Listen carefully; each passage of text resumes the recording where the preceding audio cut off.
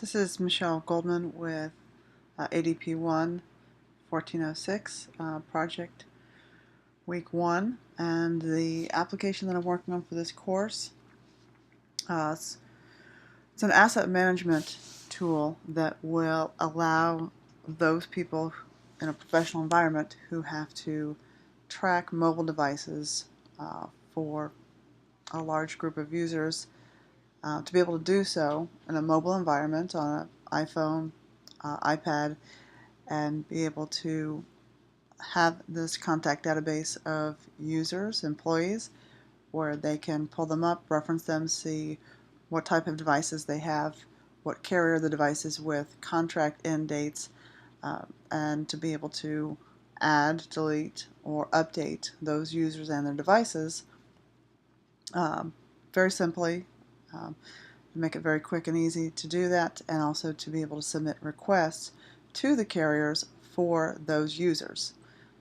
It's a tool to help make that part of someone's job much easier.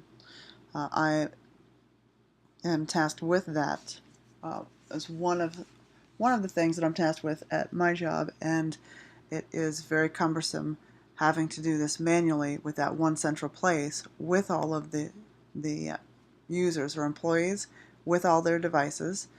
We've got people who have 2, 3, 4 devices with different carriers. Each device has got its own phone number, which carries its own contract information. Trying to submit changes to each carrier for each person, for each device, for wanting to suspend service, add service, change service. I broke my device. I need technical support. I need to take it in. So many different options, things that users need for these devices, and trying to manage 300 to 400 devices manually, very cumbersome. So I'm hoping that I'll be able to successfully build this application during this month, at least the minimum core functionality that I need to have, which is the contact database, and being able to submit requests and then being able to track these requests. So just real quick, the launch screen, in which I didn't do anything as far as logo or anything like that. So the main UI, we can add a contact right from here. We've got options, and then a tab bar controller for home, search, and status. Let's see if I can maybe make that a little bit bigger, just so it's easier to see. There we go. Okay. So then under the settings, that'll be a split view controller, where then we'll have all of the different options for contacting, about, help, privacy, terms of use. All of those will then just slide out into the child view. Most of them are just one view, not too much to those. The contact will give an action sheet so that you can either cancel and get out of that and return to the previous view, or to email, and then with an alert showing either that yes, it was canceled, or that that the email did go through. That request sent, about, help, privacy, and terms of use. So then from the main screen, you'll be able to add another contact into your database. This is just a very rough view or a mock-up that I did.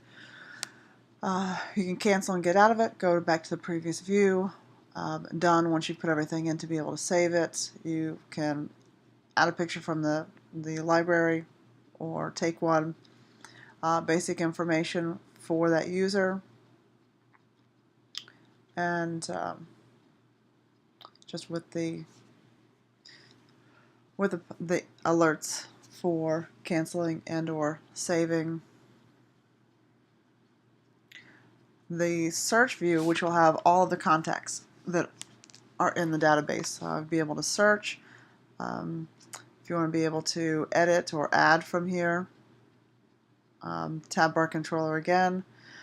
Selecting one of the contacts will take you into the detail view, where you can then edit any of the contact information, which actually I didn't put down here, but once you go to edit, it should give an option to delete if we wanted to take that contact out.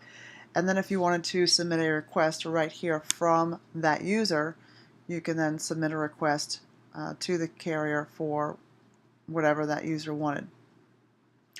And ideally there, I guess, would be two versions. I don't have any login or sign-in options at this time, but ideally you could have an administrator login and then a user login, and the user login would have different options presented to them, where when they're submitting a request, it's going to the administrator for the company, unless there are provisions where they can submit it directly to the carrier.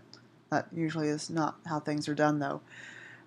So under the status controller, which is our third option on the tab bar controller, this is where all the requests will be listed in a table view. It'll be in chronological order by newest date. When you click on each one, you'll be able to go into the details for that request, along with the status of where we're at with that request. Still working out how that's going to happen logistically. I'm not sure. Ideally, that's what I would like to have.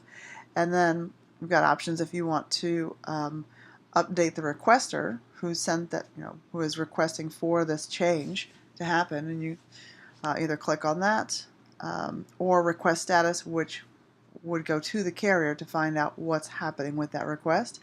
Either way, it'll pull up an action sheet where you can either call the number you have on file for that person and or the carrier, or email. And then the application flow, which is quite a bit. So I think in theory that the application is a great idea. It could be a great tool. Not quite sure if I'm in over my head at this point. Hopefully I'll be able to figure that out over the weekend. If I can get my contact database built and functional, then I think I'll at least be in a good place to move forward for the next week. Good luck to everyone, and guess I'll be talking to you next week.